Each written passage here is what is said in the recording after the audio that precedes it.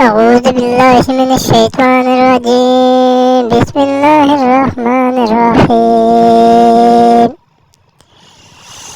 اللهم إنا نستعينك ونستغفرك ونؤمن بك ونتوكل عليك ونثني عليك الخير ونشكرك ولا نكفرك ونحل ونترك من يبجرك. اللهم إياك نعبد ولك نصلي ونسجد وإليك نسعى ونهتد ونرجو رحمتك